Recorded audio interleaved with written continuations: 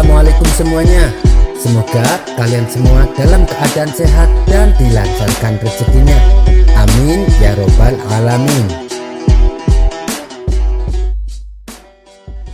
Pada suatu hari, Abu Nawas bertamu ke rumah sahabat lamanya. Mereka lalu duduk ngobrol dan membicarakan banyak hal. Tak lupa sahabatnya itu juga meminta nasihat-nasihat dari Abu Nawas agar jalan kehidupannya lebih baik. Namun, nasihat yang diberikan terasa janggal dan agak tidak masuk akal.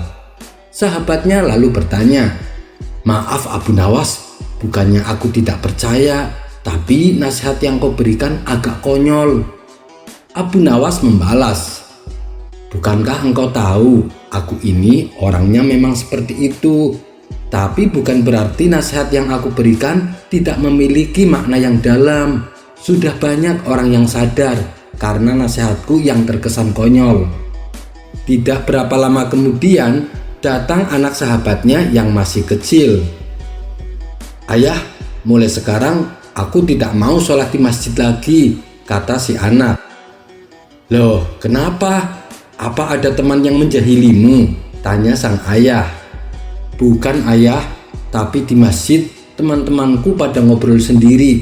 Ada juga yang bermain-main. Aku jadi tidak semangat sholat," jawab si anak beralasan. Sang ayah pun diam sejenak mendengar pengakuan anaknya. Abu Nawas yang sedari tadi mendengar pembicaraan keduanya lalu berusaha memberi nasihat. "Hai nak, sebelum kau memutuskan untuk tidak sholat di masjid, aku punya satu permintaan. Bawalah gelas yang berisi air, lalu kau masuk ke dalam masjid dan berjalan berkeliling. Tapi ingat, jangan sampai airnya tumpah." Sahabat Abu Nawas kembali heran dengan nasihat tersebut. Ia pun bertanya, "Untuk apa anakku melakukan itu?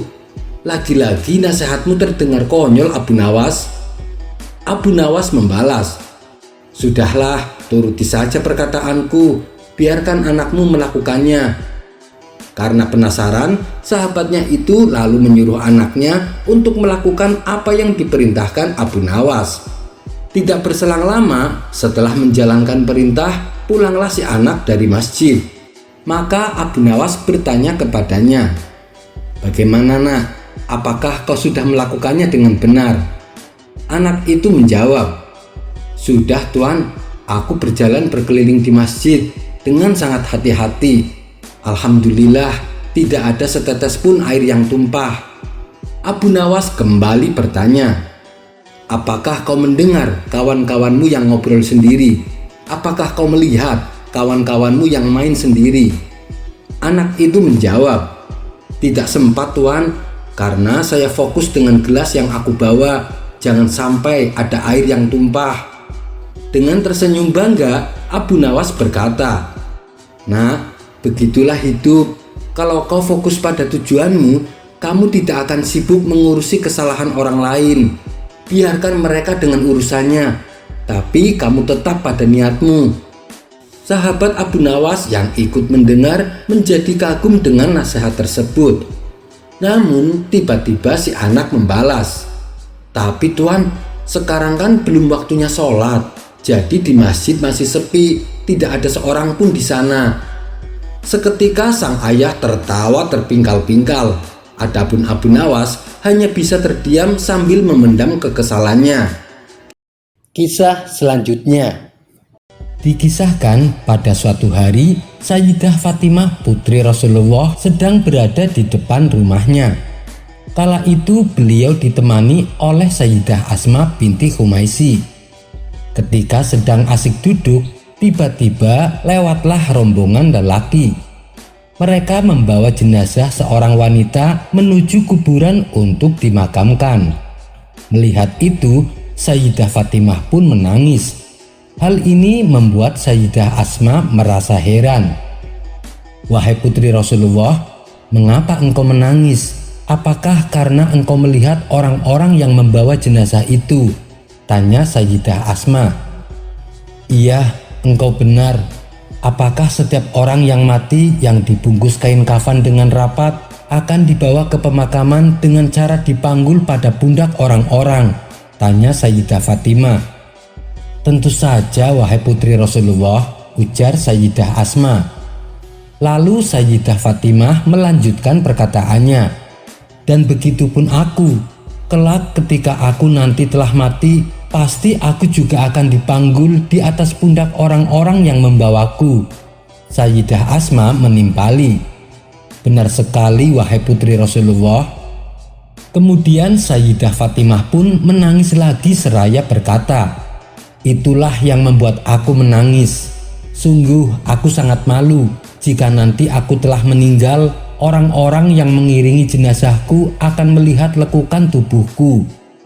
Mendapati kesedihan dan kegelisahan yang dirasakan Sayyidah Fatimah, Sayyidah Asma pun berkata, wahai putri Rasulullah, di saat aku ke negeri Habasyah, aku melihat jenazah yang dibawa ke kuburan diletakkan di sebuah tempat yang disebut keranda. Aku rasa itu dapat menutupi pandangan orang-orang terhadap lekuk tubuh jenazah yang sedang dibawanya. Mendengar cerita dari Sayyidah Asma, Sayyidah Fatimah langsung tersenyum dan wajahnya pun terlihat berseri. Kemudian Sayyidah Fatimah kembali berkata, wahai Sayyidah Asma, aku wasiatkan kepadamu, jika nanti aku mati, maka suruhlah orang-orang meletakkan jenazahku di atas keranda, agar mereka tidak bisa melihat lekukan tubuhku. Dan semenjak itu, akhirnya umat Islam di seluruh dunia menirukan hal yang sama pada jenazah Sayyidah Fatimah, yaitu dengan meletakkan jenazah si mayit di atas keranda untuk dibawa ke pemakaman. Kisah ini dinukil dari salah satu ceramahnya seorang ulama besar yang bernama Habib Umar bin Hafidh. Wallahu a'lam bishawab. Kisah selanjutnya, Raja Harun al-Rasyid dan orang gembel. Dikisahkan pada zaman pemerintahan Khalifah Harun al-Rasyid terjadi kemarau panjang hingga 1 tahun yang berdampak pada krisis ekonomi. Penduduk kelapakan lantaran paceklik. Hampir-hampir negeri itu mengalami kehancuran.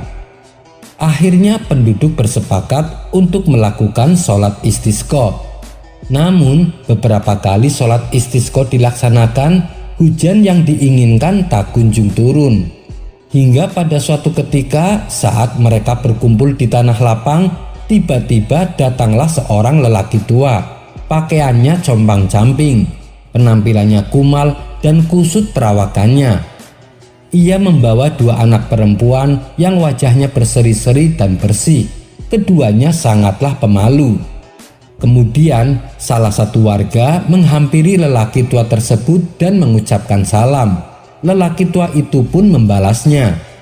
Lalu lelaki tua yang berpenampilan gembel berkata di hadapan orang-orang yang berkumpul, "Untuk apa kamu sekalian berkumpul di tempat ini?" Mereka menjawab, "Wahai orang tua, kami keluar ke padang pasir ini untuk berdoa kepada Allah agar Allah menurunkan hujan kepada kami. Tapi sampai saat ini Allah masih belum berkenan mengabulkan doa-doa kami." Lelaki tua itu kembali berkata, "Adakah Allah pergi dari Madinah meninggalkan kalian sehingga kalian keluar ke padang pasir ini untuk memohon kepadanya? Apakah kalian tidak mendengar firman-Nya? Allah bersama kalian dimanapun kalian berada, dan Allah Maha melihat kepada apapun yang kalian lakukan." Setelah kejadian itu, cerita tentang laki-laki berpakaian gembel sampai juga ke telinga Khalifah Harun al-Rasyid. Beliau pun berkata, "Ini adalah perkataan seorang kekasih Allah." Kemudian Khalifah memerintahkan para pengawal agar mencari lelaki tua tersebut dan dihadapkan kepadanya. Singkat cerita, datanglah lelaki tua itu ke istana. Khalifah pun segera menyambutnya, menjabat tangannya dan mempersilahkan duduk di sampingnya. Lalu Khalifah Harun al-Rasyid berkata kepadanya, "Wahai orang tua, berdoalah kepada Allah agar menurunkan hujan kepada kami, supaya engkau mempunyai kedudukan tinggi di sisi Allah." Mendengar permintaan rajanya, lelaki tua itu hanya tersenyum. "Wahai Amirul Mukminin, apakah engkau ingin aku doakan kepada Tuhanku tanya lelaki tua tersebut. "Iya, doakanlah kami," jawab Khalifah Harun al-Rasyid. Lelaki tua tersebut lalu perintahkan sang khalifah untuk mengumpulkan semua rakyatnya dan menyuruhnya sholat taubat 2 rakaat. Setelah semua perintahnya selesai dilaksanakan, lelaki tua itu berdiri di tengah tanah lapang dan menjalankan sholat 2 rakaat. Ketika selesai salam, ia memegang kedua anak perempuannya dari sisi kiri dan sisi kanan. Lalu ia membentangkan tangannya seraya berdoa. Doa-doa yang diucapkan terdengar aneh, jarang diketahui oleh orang-orang. Tapi belum selesai ia berdoa, tiba-tiba langit tertutup awan gelap yang menimbulkan guntur serta kilat. Kemudian turunlah hujan dengan lebatnya. Khalifah Harun al-Rasyid beserta seluruh penduduk sangat gembira dan saling berucap rasa syukur. Sampai-sampai mereka tak menyadari bahwa lelaki tua dan kedua anak perempuannya sudah tidak berada di tempatnya. 3 hari kemudian, Khalifah Harun al-Rasyid perintahkan beberapa pengawal untuk kembali mencari lelaki itu. "Carilah orang itu dan bawakan ke hadapanku," perintah Khalifah Harun al-Rasyid kepada para pengawal istana. Awalnya mereka sangat kesulitan karena lelaki tua yang dicarinya tidak berada di rumahnya. Tapi setelah dicari ke berbagai tempat, akhirnya mereka menemukannya. Lelaki tua tersebut terlihat sedang bersujud di tengah padang pasir dengan didampingi kedua anak perempuannya yang berdiri tepat di samping ayahnya. Para pengawal istana ini pun menunggu lelaki tua itu selesai dalam sujudnya. Akan tetapi setelah ditunggu cukup lama, ia masih saja dalam keadaan bersujud. Mereka pun lalu bertanya kepada kedua anak perempuannya, "Mengapa ayahmu tidak mengangkat kepalanya?" Kedua putrinya menjawab, "Kebiasaan ayahku ketika sujud kepada Allah tidak mengangkat kepalanya sampai 3 hari." Sontak hal ini membuat mereka terkejut. Akhirnya mereka memutuskan untuk kembali ke istana. Ketika hal ini disampaikan kepada Raja Harun al-Rasyid, seketika ia menangis seraya berdoa, "Wahai Tuhanku, aku memohon dan bertawasul kepadamu dengan kehormatan orang-orang soleh agar engkau memberikan pemberian kepada kami." Demikianlah kisah Khalifah Raja Harun al-Rasyid dengan lelaki tua yang berpenampilan gembel. Kisah selanjutnya dikisahkan di era Imam Al-Ghazali ada seorang ulama yang sangat alim dan tawadu. Ulama tersebut bernama Abul Hasan Ali bin Harosim. Keilmuannya sudah tidak diragukan lagi. Ribuan hadis telah ia hafal di luar kepala. Hingga pada suatu hari, Abul Hasan Ali terlihat sangat kebingungan. Lelaki tawadu bertubuh kekar itu mondar-mandir di depan tempat tinggalnya karena ada perasaan ganjil yang menyergapnya. Air mukanya tidak tenang, nafasnya tak teratur. Sesekali ia memegang jenggotnya yang mulai memutih. Sudah 3 hari ia dirundung kekalutan.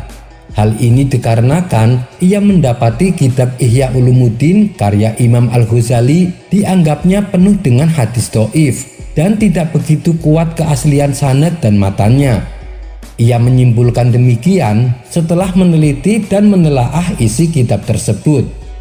Kekalutan itu mendorongnya pada sebuah keputusan untuk memusnahkan salinan kitab Ihya Ulumuddin karya Imam Al-Ghazali. Ia pun segera mengumumkan kepada penduduk kota, siapa saja yang memiliki salinan kitab Ihya Ulumuddin harus dikumpulkan di balai pertemuan. Mula-mula banyak yang menolak, namun karisma kealiman dan kesuhudan Abul Hasan Ali membuat mereka menaati perintahnya. Penduduk pun berbondong-bondong menyerahkan naskah kitab Ihya Ulumuddin yang mereka miliki. Saat naskah sudah terkumpul banyak dan hari sudah menjelang sore, atas perintahnya semua naskah akan dibakar besok setelah sholat Jumat. Ketika malam hari menjelang dan malam belum begitu larut, tiba-tiba Abul Hasan Ali merasakan kantuk. Ia pun akhirnya tertidur di atas ranjangnya. Di dalam tidurnya inilah ia bermimpi didatangi Rasulullah. Abul Hasan Ali melihat Rasulullah bersama sahabat Abu Bakar dan Imam Al-Ghazali. Kala itu Imam Al-Ghazali memegang kitab Ihya Ulumuddin, kitab yang dianggap Abul Hasan Ali sebagai kitab yang sesat. Ketika ia hendak mendekat kepada Rasulullah, Imam Al-Ghazali segera berkata, "Wahai Rasulullah, orang ini Abul Hasan Ali, ia membenci dan memusuhiku. Jika memang masalahnya adalah sebagaimana yang ia sangka, maka tentu aku akan langsung bertaubat. Tapi jika tidak, maka bagiku berkahmu senantiasa untukku, dan aku masuk ke dalam golongan hamba yang mengikuti sunnahmu." Mendengar ucapan Imam Al-Ghazali, Rasulullah segera mengambil kitab Ihya Ulumuddin dan membukanya halaman demi halaman. "Demi Allah yang mengutusmu dan membimbingmu, ini benar-benar sesuatu yang baik," ucap Rasulullah. Saat itu juga turun perintah kepada Rasulullah untuk membuka baju Abul Hasan Ali dan menghukumnya dengan cambukan karena fitnah dan tuduhannya terhadap Imam Al-Ghazali. Hukuman cambuk pun dilaksanakan. Ketika pada cambukan kelima, sahabat Abu Bakar mencegah Rasulullah. Ia membelanya karena ia tak tega melihat Abul Hasan Ali. "Demi Allah, wahai Rasulullah, Abul Hasan Ali sebenarnya adalah orang yang baik. Ia telah menjaga hadis dan sunnahmu. Ia menyangka ada penyelewengan yang menimpa hadismu. Sayangnya prasangkanya itu salah," tutur sahabat Abu Bakar. Cambukan pun dihentikan, hukuman diakhiri, dan saat itu pula Abul Hasan terbangun dari mimpinya. Namun ia masih merasakan nyeri di dada bagian kirinya. Anehnya tidak ada bekas cambukan, tapi rasa sakitnya masih terasa. Esok harinya setelah sholat Jumat, rencananya untuk membakar salinan kitab Ihya Ulumuddin langsung dibatalkan dan dikembalikan kepada pemiliknya masing-masing. Meski demikian, rasa sakit yang dideritanya tak kunjung hilang. Hingga akhirnya ia kembali bertemu Rasulullah dalam mimpinya. Rasulullah pun mengusap-usap punggungnya, dan seketika itu pula rasa sakitnya langsung menghilang. Kisah ini terdapat dalam kitab Ta'riful Ahya'i Bifadail Ihya'i karya Syekh Zainuddin Al-Iraqi. Wallahu a'lam bishawab. Kisah selanjutnya. Al-Kisah, suatu ketika seorang ulama zuhud bernama Abdullah bin Mubarak berangkat menuju Mekah untuk menunaikan haji. Ketika sampai di kota Kufah, perjalanannya terhenti beberapa saat. Pandangannya tertuju kepada wanita tua yang sedang mencabuti bulu itik. Beliau pun segera menghampiri dan bertanya kepada perempuan tersebut tentang apa yang sedang dilakukannya. Abdullah bin Mubarak bertanya, apakah itu bangkai hewan atau hasil sembelihan yang halal. Perempuan tua tersebut menjawab dengan jujur bahwa itu adalah bangkai itik yang akan dimakan bersama keluarganya. Abdullah bin Mubarak pun mengingatkannya bahwa tindakan itu haram untuk dilakukan. Namun wanita tua itu tak menghiraukannya, bahkan ia malah mengusir Abdullah bin Mubarak. Abdullah bin Mubarak kemudian meninggalkannya, tapi dalam hati ia merasakan kegelisahan, seperti ada sesuatu yang mendorongnya untuk kembali menemui wanita tua tersebut. Ia pun segera menemuinya dan memberikan nasihat yang sama. Disinilah si wanita tua menceritakan keadaan yang sebenarnya. Ternyata dia dan anaknya selama 3 hari tidak mendapatkan makanan untuk memenuhi kebutuhannya.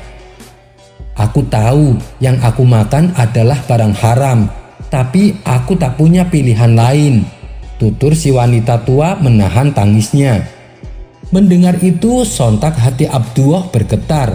Ia merasakan iba yang begitu mendalam.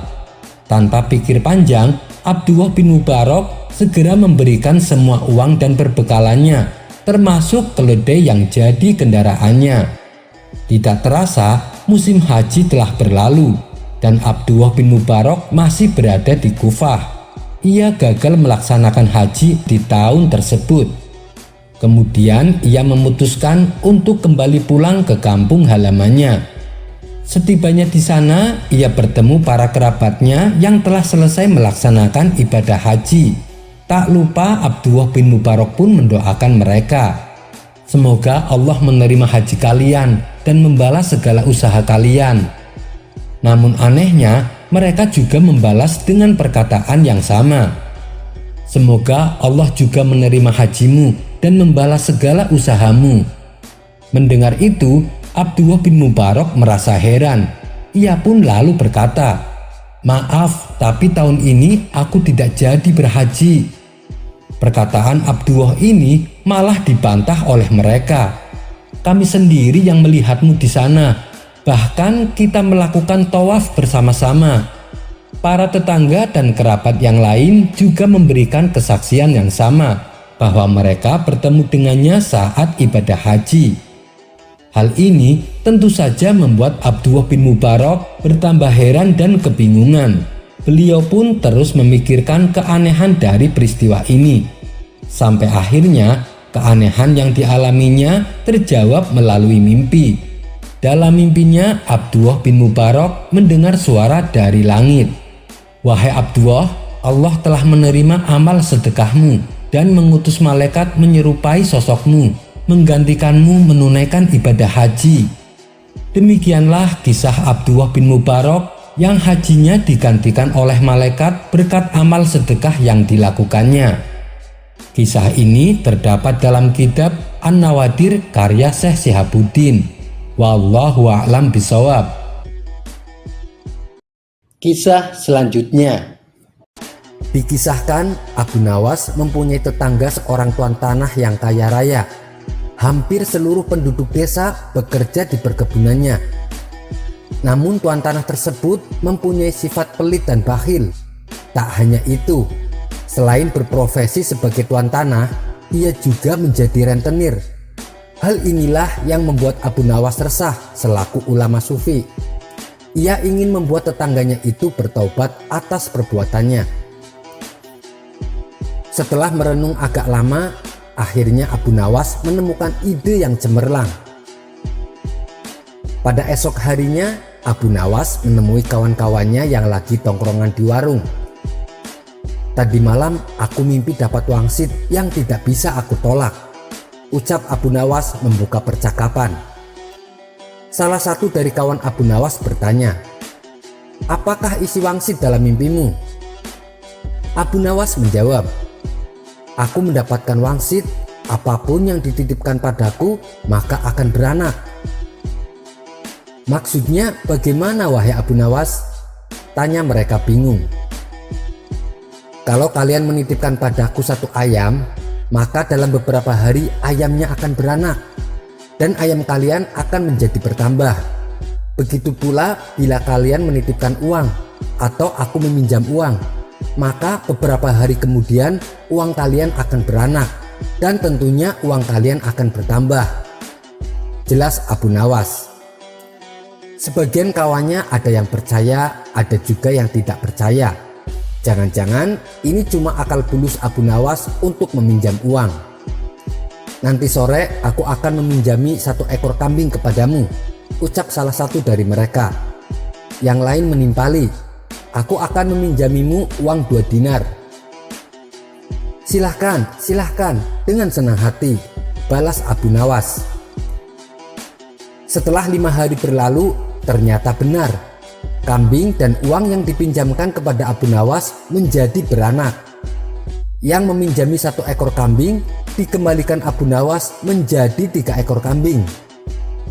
Yang meminjami uang 2 dinar dikembalikan Abu Nawas menjadi 5 dinar. Berita tentang Abu Nawas tersebut tersebar ke seluruh penduduk desa dan sampai ke telinga tuan tanah pelit yang menjadi rentenir. Dengan ditemani beberapa pengawalnya, tuan tanah itu mendatangi rumah Abu Nawas. "Wahai saudaraku Abu Nawas, adakah keperluan yang kau inginkan? Katakan saja, nanti aku bisa meminjamimu," ucap tuan tanah merayu. "Maaf tuan, Kayaknya saat ini saya lagi tidak membutuhkan apa-apa, balas Abu Nawas. Baiklah, nanti kalau kamu perlu apa-apa, datang saja padaku. Jangan sungkan-sungkan, timpal si tuan tanah dengan senyum yang ramah. Baik tuan, kapan-kapan saya akan ke rumah tuan, ucap Abu Nawas. Tuan tanah dan para pengawalnya pun pamit pulang meninggalkan rumah Abu Nawas. Di suatu sore, Abu Nawas merasakan lapar. Ia tak mempunyai apapun di dalam rumah untuk dimakan. Kemudian Abu Nawas mendatangi tuan tanah untuk meminjam 3 butir telur. Dengan senang hati si tuan tanah menyambut dan meminjamkannya kepada Abu Nawas. 5 hari kemudian Abu Nawas mengembalikan telur yang dipinjamnya. Si tuan tanah menerimanya dengan senang hati. Saat ia membuka bungkusan yang dibawa Abu Nawas, jumlah telurnya bertambah menjadi 5. Kok telurnya ada 5? Tanya tuan tanah pura-pura tidak tahu sembari tersenyum. Tidakkah tuan mendengar kabar? Apapun yang saya pinjam pasti beranak, ujar Abu Nawas. Si tuan tanah pun tersenyum bahagia. Ia lalu menawarkan pinjaman-pinjaman lain kepada Abu Nawas. Namun Abu Nawas menolaknya dengan alasan sedang tidak butuh. Hingga pada suatu hari Abu Nawas kembali mendatangi tuan tanah yang kaya raya itu. Ada perlu apa wahai saudaraku Abu Nawas? Tanya si tuan tanah. Saya ingin meminjam uang 1000 dinar, jawab Abu Nawas. Jumlah uang yang terbilang cukup banyak. Dengan uang segitu bisa untuk menggaji seluruh karyawan tuan tanah selama sebulan.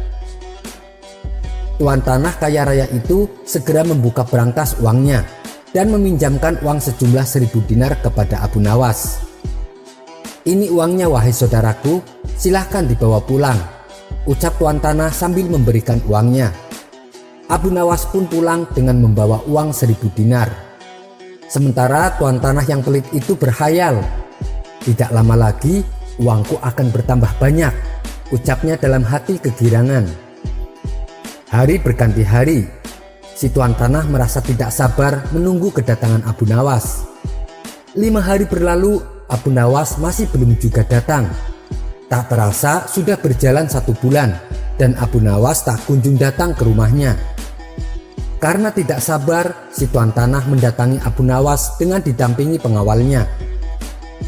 Wahai Abu Nawas, sudah sebulan aku menantimu, tapi kamu malah tidak datang, kata si tuan tanah. Oh iya tuan, maafkan saya. Sebenarnya saya akan ke rumah tuan, namun saya sangat sibuk. Tapi berhubung tuan sudah ada di rumah saya, sekalian saja ada yang mau saya bicarakan, kata Abu Nawas beralasan.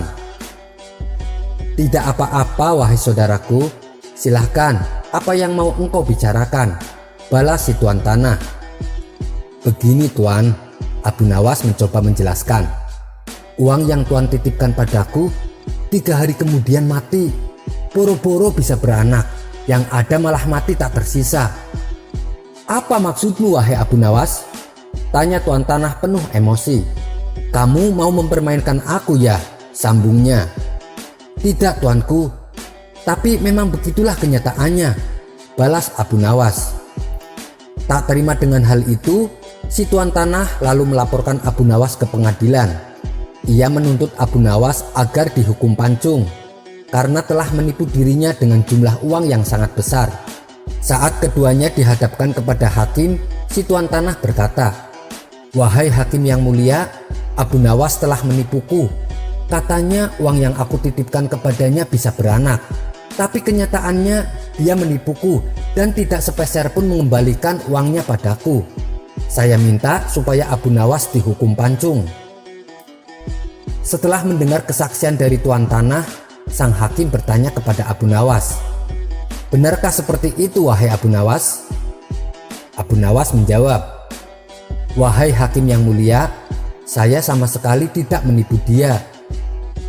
"Lalu kenapa kamu tidak mengembalikan uangnya?" tanya hakim. Abu Nawas kembali menjawab, "Dari awal sudah saya katakan padanya tuan hakim, apapun yang dititipkan padaku bisa beranak. Dan kebetulan uang yang ia titipkan padaku bukannya beranak, tapi malah mati. Dan aku tak mungkin mengembalikannya karena sudah mati. Bukankah sesuatu yang beranak pasti bisa mati? Kata Abu Nawas menjelaskan. Sang hakim manggut-manggut dan membenarkan ucapan Abu Nawas. Memang segala sesuatu yang beranak cepat atau lambat pasti akan mati. Dengan ini Abu Nawas dibebaskan dari segala tuduhan dan tidak diwajibkan untuk mengganti rugi. Mendengar keputusan itu, si tuan tanah langsung jatuh pingsan. Ia telah tertipu oleh wataknya sendiri sebagai orang yang kikir dan berprofesi sebagai rentenir. Demikianlah kisah Abu Nawas menghadapi orang pelit yang berprofesi sebagai rentenir. Kisah selanjutnya. Bagi para pecinta kisah-kisah sahabat Nabi, tentunya sudah tidak asing bila mendengar nama Nuaiman. Beliau adalah salah satu sahabat Nabi yang paling jenaka. Bukan hanya para sahabat yang pernah dikerjai, bahkan Rasulullah sendiri pernah mengalaminya. Padahal saat itu Rasulullah sedang berduka. Tapi berkat keisengan Nuaiman, Rasulullah justru kembali ceria.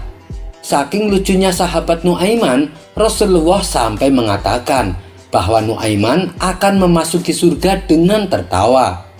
Bahkan ketika sahabat Nuaiman wafat dan ditanya oleh malaikat kubur, jawaban beliau membuat Rasulullah tertawa.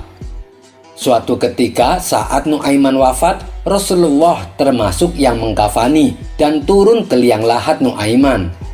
Usai pemakaman selesai dan semua yang takziah bubar, Rasulullah menyuruh sahabat yang lain untuk ikut bubar. Namun Rasulullah tetap di atas pusara kubur Nuaiman. Itu dikarenakan beliau ingin menyaksikan Nuaiman ditanya oleh malaikat Mungkar dan Nakir. Tak berselang lama, datanglah malaikat Mungkar dan Nakir menghampiri Nuaiman. Saat malaikat Mungkar dan Nakir bertanya siapa Tuhanmu, Nuaiman menjawab, Allah Tuhanku. Pertanyaan selanjutnya, Nuaiman kembali ditanya siapa nabimu. Akan tetapi, Nuaiman meminta pertanyaan itu diulang. Kemudian kedua malaikat tersebut mengulanginya dengan suara keras. Mendapat pertanyaan siapa nabimu dengan suara keras, Nuaiman membalasnya. Jangan keras-keras nanya siapa nabi saya. Soalnya beliau sedang mengintip kita di atas, ujar Nuaiman. Menyaksikan hal itu, Rasulullah pun tertawa. Demikianlah kisah lucu Nuaiman saat ditanya malaikat Mungkar dan Nakir. Kisah selanjutnya. Dikisahkan ada seorang pencuri yang selalu membuat resah di pasar. Banyak para pedagang dibuat kesal dengan ulah pencuri ini. Pasalnya, barang-barang dagangannya sering berkurang karena dicuri. Bahkan ia tak hanya mencuri barang milik pedagang, tapi terkadang ia juga mencuri barang milik pembeli. Dan yang sering menjadi korban adalah Tuan Hamid, seorang pedagang yang mempunyai toko di pasar. Meskipun berulang kali tertangkap basah, namun si pencuri tak pernah jera. Orang-orang di pasar sebenarnya sudah geram dan ingin menghukumnya. Tapi melihat kondisi tangan kanannya buntung, mereka pun merasa iba dan hanya memberinya teguran. Dengan kekurangannya inilah justru dimanfaatkan si pencuri untuk selalu mengulangi perbuatannya. Lama-kelamaan orang-orang di pasar tak tahan dengan perilakunya. Tapi mereka bingung bagaimana caranya supaya membuat si pencuri jera. Akhirnya pada suatu hari si pencuri kembali tertangkap basah. Ia mencuri barang dagangan milik Tuan Hamid. Orang-orang di pasar pun langsung membawanya ke hadapan Abu Nawas. Bagaimana ini Tuan Abu? Apa yang harus kita perbuat terhadap pencuri ini? Tanya mereka. Kenapa tidak kalian bawa saja ke pengadilan? Biar Tuan Hakim yang memutuskan hukumannya, ujar Abu Nawas. Akan tetapi orang-orang menolak saran tersebut. Karena bagaimanapun mereka tidak tega bila si pencuri harus mendekam di penjara. Alasannya mereka kasihan karena si pencuri buntung tangannya. Mereka hanya ingin supaya Abu Nawas membuat si pencuri menjadi jera atas perbuatannya. Abu Nawas lalu bertanya kepada Tuan Hamid selaku korban pencurian, "Berapa kerugian yang kau alami?" Tuan Hamid menjawab, "Kerugiannya sih tidak seberapa, tapi dia mencurinya hampir setiap hari." Kemudian Abu Nawas bertanya kepada si pencuri, "Sudah berapa kali kau tertangkap?" Si pencuri dengan santainya menjawab, "Sudah sering, Tuan Abu." "Oh begitu, karena kau telah melakukan banyak kesalahan, maka aku akan memberimu hukuman," kata Abu Nawas. "Hukuman? Hukuman apa?" tanya si pencuri terkejut. "Hukumannya yaitu 100 kali cambukan," jawab Abu Nawas. Sontak si pencuri langsung ketakutan. "Apa Tuan Abu tega? Saya ini orang cacat, Tuan Abu. Lihatlah, tangan kanan saya buntung," balas si pencuri. "Jangan khawatir, saya akan berbuat seadil-adilnya. Hukumannya nanti dibagi 2 dengan Tuan Hamid," timpal Abu Nawas. "Maksudnya bagaimana, Tuan Abu?" tanya si pencuri tak mengerti. 100 cambukan yang akan kau terima akan dibagi 2 dengan Tuan Hamid. Jadi masing-masing mendapat 50 cambukan, jelas Abu Nawas. Mendengar penjelasan tersebut, dalam hati si pencuri berkata, "Asik, dengan adanya hukuman ini tidak akan ada lagi korban yang mau melaporkanku, karena sama-sama akan mendapat hukuman," pikirnya. "Oh begitu, baiklah saya setuju," sahut si pencuri. Tuan Hamid yang mendengar hal itu tentu saja menolaknya. "Adil apanya? Masa aku yang jadi korban harus menerima sebagian hukumannya?" protes Tuan Hamid. "Sudah, Anda turuti saja perintahku," balas Abu Nawas. Awalnya Tuan Hamid sangat keberatan, tapi ia menangkap sesuatu yang lain atas rencana Abu Nawas. Kemudian Abu Nawas memberikan cemeti dan meminta Tuan Hamid untuk mencambuk si pencuri sampai 50 kali.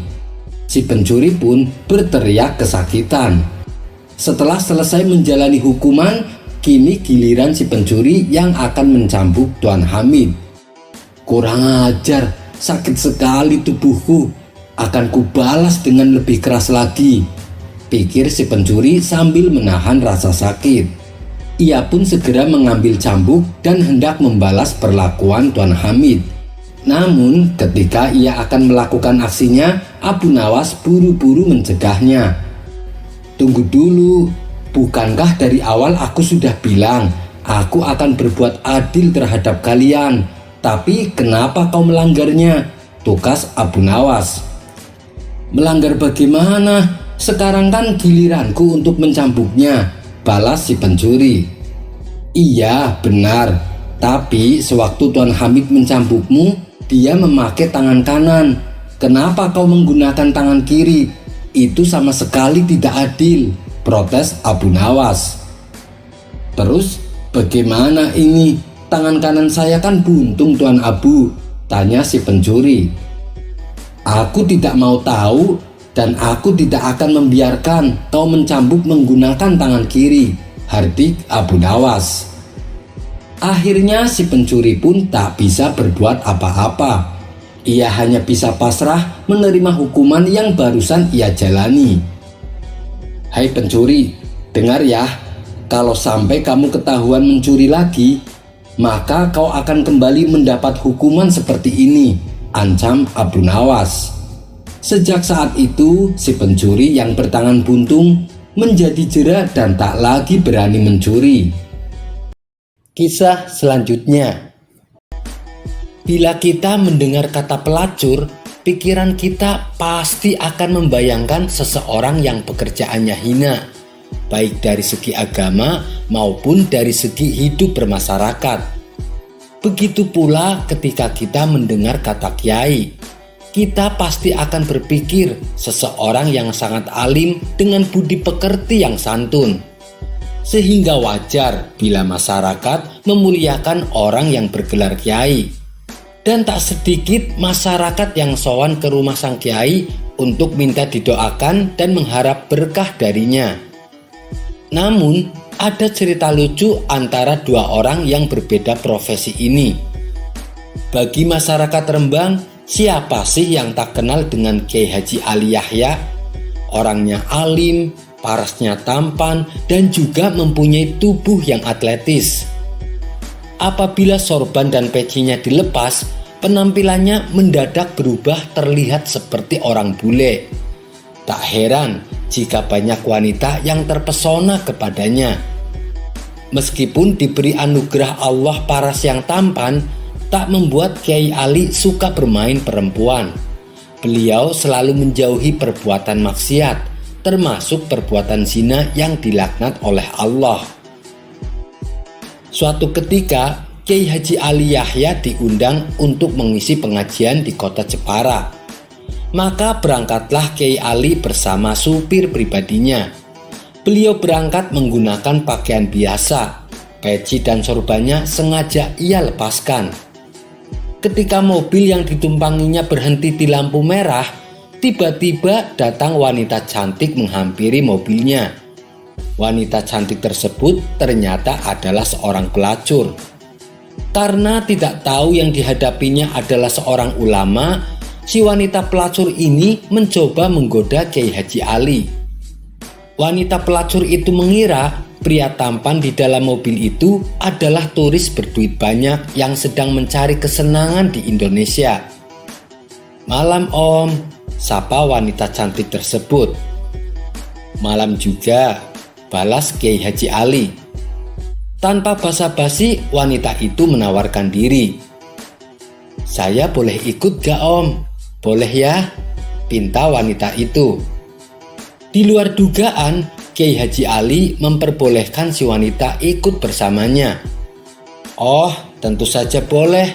Ayo, silakan masuk," balas Kiai Haji Ali. Wanita muda itu bergegas membuka pintu dan masuk ke dalam mobil.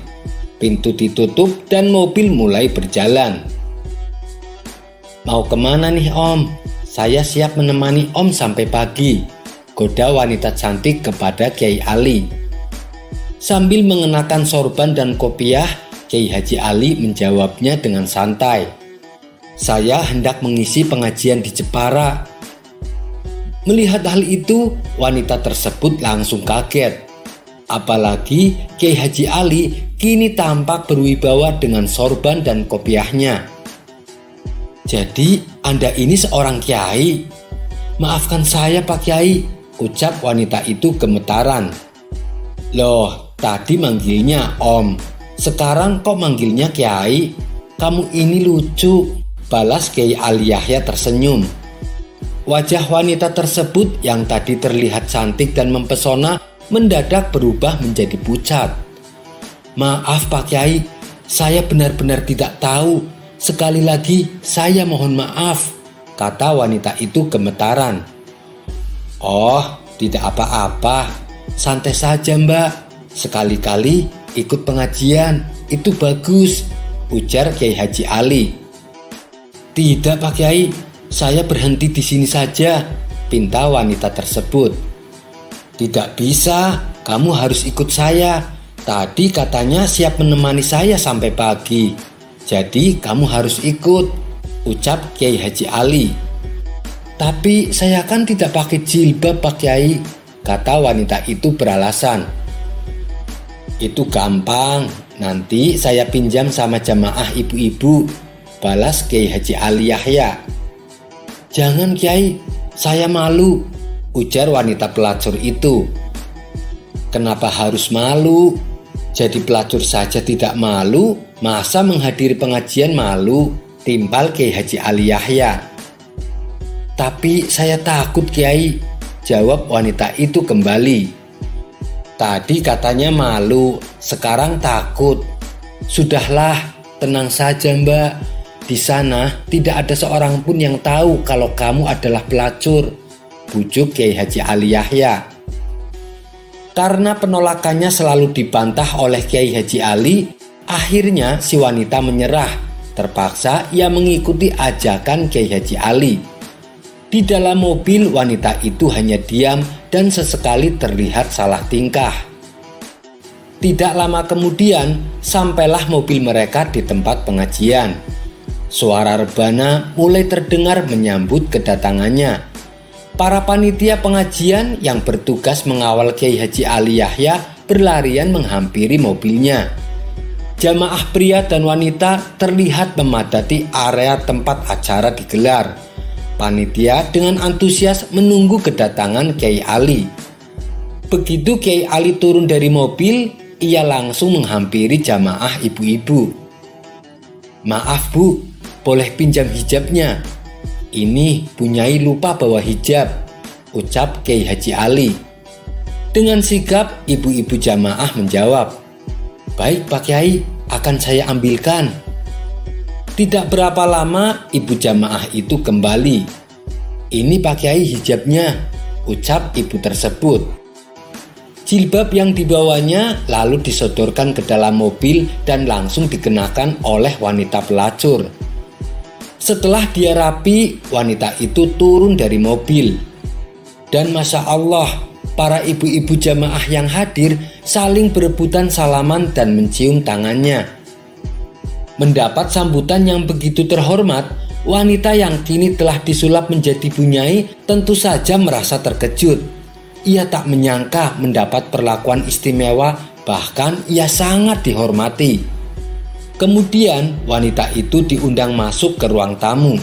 Ia dijamu berbagai macam hidangan dan dilayani layaknya seorang wanita mulia. Ada perasaan haru bercampur malu menjalar di hatinya yang membuatnya hampir meneteskan air mata. Setelah Kiai Haji Ali selesai mengisi ceramah, beliau mengajak wanita itu makan hidangan yang sudah disiapkan oleh panitia. Di saat Kiai Haji Ali dan si wanita hendak pamit pulang, ibu-ibu jamaah mengerumuni wanita pelacur tersebut. Mereka satu persatu meminta didoakan dengan hajat yang berbeda-beda. Hal ini membuat si wanita sempat shock. Ia tak tahu harus berdoa apa. Sedangkan sholat saja sudah tidak pernah ia lakukan. Akhirnya yang terlintas di benak wanita itu adalah bacaan Robbana atina fid dunya hasanah wa fil akhirati hasanah wa qina adzabannar. Para ibu-ibu jamaah lantas mencium tangan wanita tersebut dan mengantarkannya sampai masuk ke dalam mobil. Kiai Haji Ali dan si wanita lantas pergi meninggalkan tempat acara. Selama perjalanan di dalam mobil, wanita pelacur itu menangis terisak-isak. Kiai Ali dan sopir sengaja membiarkannya. Setelah suasana agak tenang, Kiai Ali berpesan kepada wanita pelacur itu, "Apakah kamu tidak melihat dan memikirkan bagaimana orang-orang memperlakukanmu, menghormatimu, mengelilingimu, mengantarkanmu, dan mereka juga rela antri hanya supaya bisa mencium tanganmu.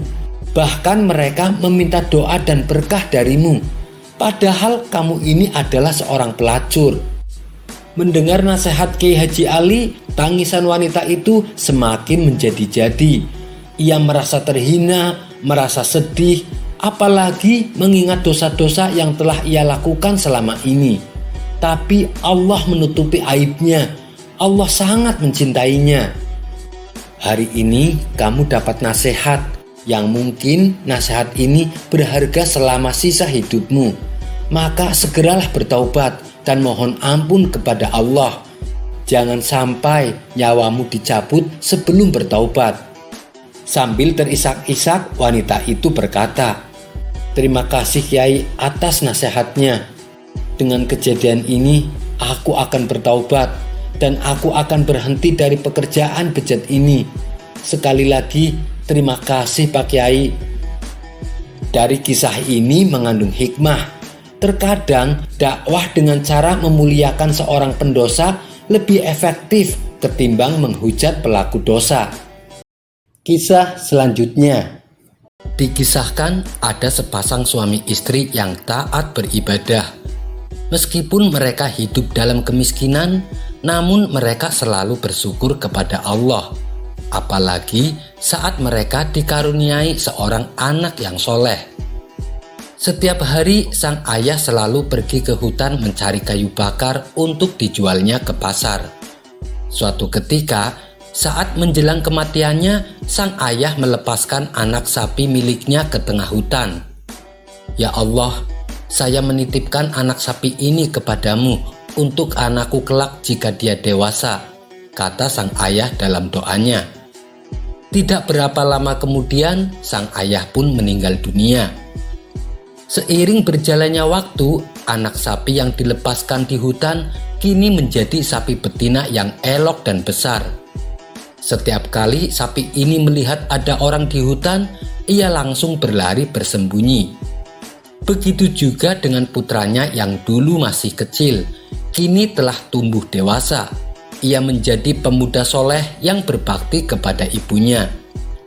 Si pemuda meneruskan pekerjaan ayahnya sebagai pencari kayu di hutan yang kemudian dijualnya ke pasar.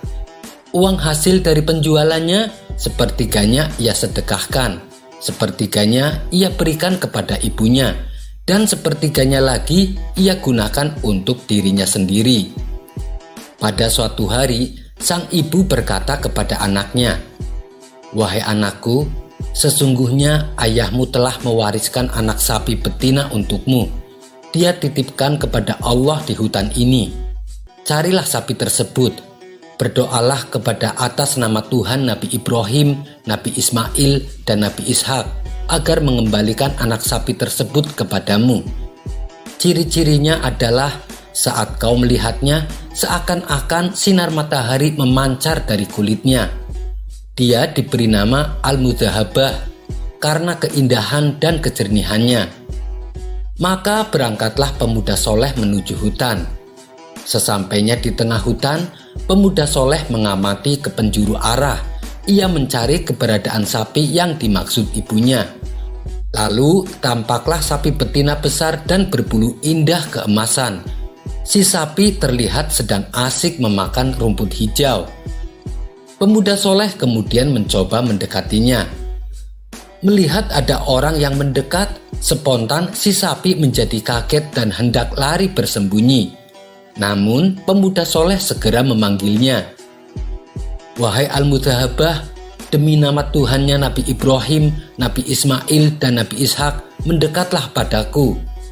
Sapi betina itu pun langsung menurut dan berjalan mendekatinya. Si pemuda lalu memegang lehernya dan menuntunnya untuk dibawa pulang. Saat si pemuda hendak menuntunnya, tiba-tiba sapi tersebut bisa berbicara. "Wahai anak yang berbakti kepada kedua orang tua, tunggangilah aku, karena hal itu lebih meringankanmu." Pemuda soleh membalas, "Sesungguhnya ibuku tidak memerintahkanku melakukan hal itu. Beliau hanya menyuruhku untuk memegangi lehermu." Sapi itu kembali berkata, "Demi Tuhannya Bani Israel, seandainya kamu tadi menuruti kata-kataku, niscaya selamanya kamu tidak akan bisa menguasaiku. Tetapi kamu lebih menuruti kata-kata ibumu. Ayo kita berangkat. Sungguh, jika engkau memerintahkan gunung melepaskan diri dari pangkalnya dan diperintah berjalan bersamamu, niscaya ia melakukannya lantaran baktimu kepada ibumu." Tidak berapa lama sampailah mereka di rumah. Si pemuda lalu menghadap ibunya. Ia memberitahukan kalau sapi yang dimaksud sudah didapatkannya. "Wahai anakku, aku kasihan padamu. Setiap hari engkau mencari kayu di hutan dan malamnya engkau gunakan untuk beribadah. Jualah sapi itu untuk meringankan bebanmu," kata ibunya. "Saya jual dengan harga berapa, Bu?" tanya pemuda soleh. "Jualah dengan harga 3 dinar. Bila ada yang menawar, jangan kau jual tanpa pertimbanganku," jawab ibunya. Pemuda soleh lalu berangkat pergi ke pasar untuk menjual sapinya. Di saat itulah Allah mengutus salah satu malaikatnya untuk menguji si pemuda kepada ibunya.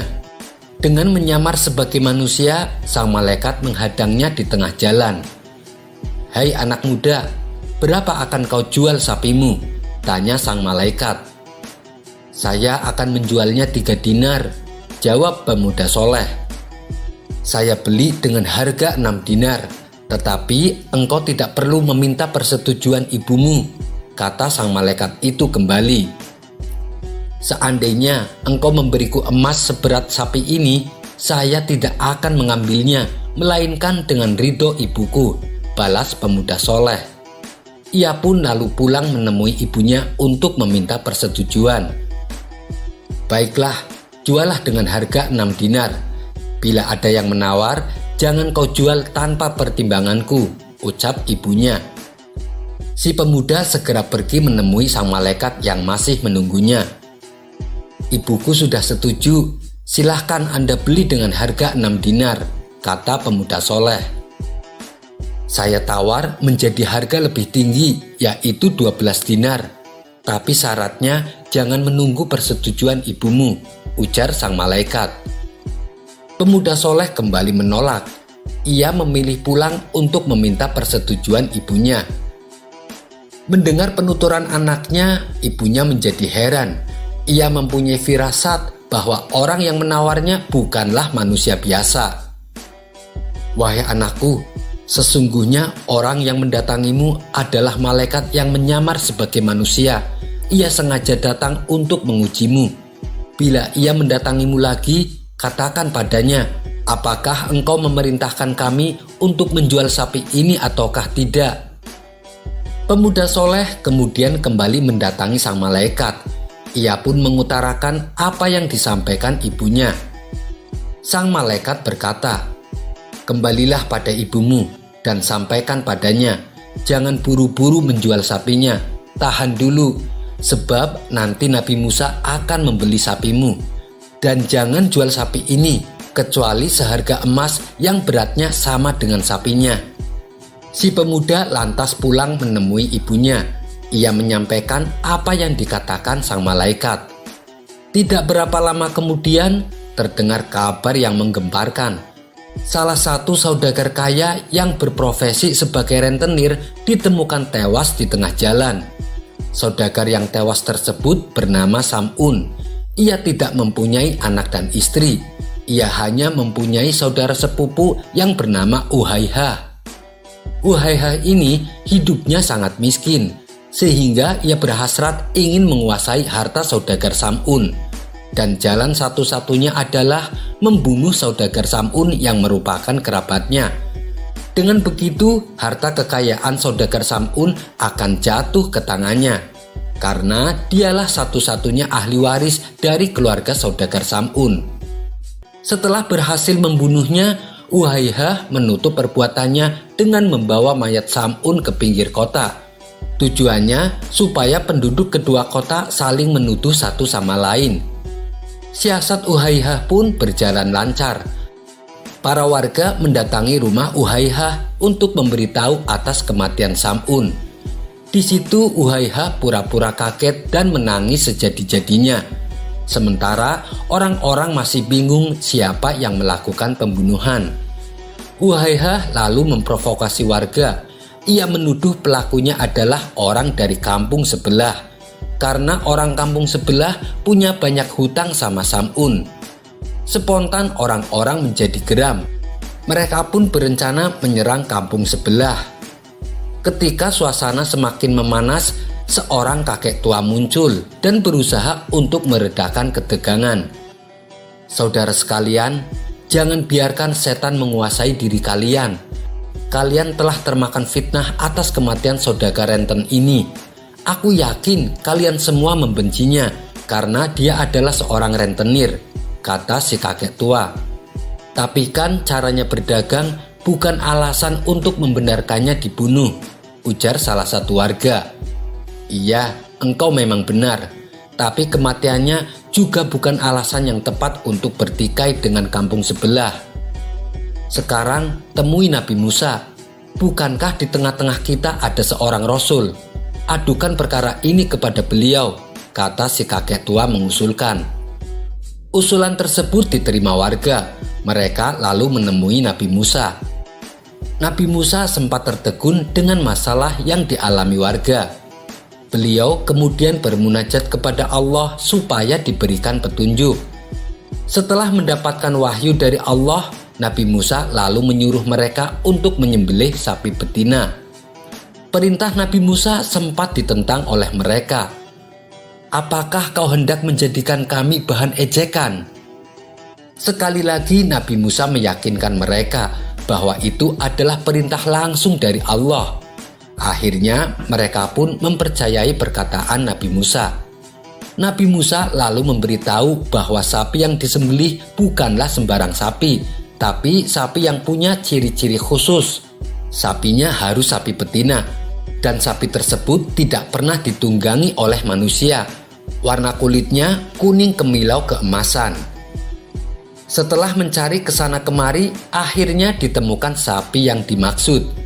Dan sapi tersebut adalah kepunyaan anak soleh yang berbakti kepada ibunya. Sesuai dengan amanat dari sang malaikat, pemuda soleh mau menjual sapinya tapi dengan harga emas seberat sapinya.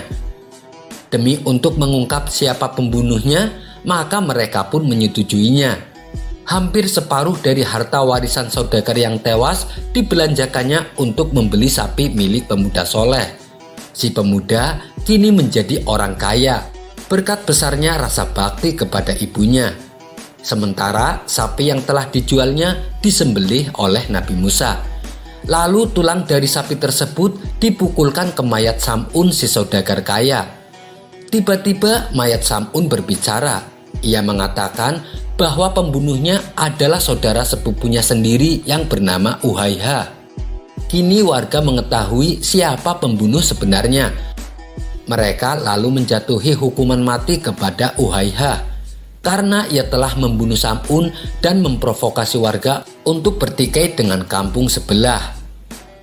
Kisah ini terdapat dalam Al-Quran surat Al-Baqarah yang artinya sapi betina. Sekian dulu perjumpaan kita kali ini. Sampai bertemu lagi di kisah selanjutnya. Terima kasih yang sudah subscribe dan setia menonton channel ini. Wassalamualaikum warahmatullahi wabarakatuh.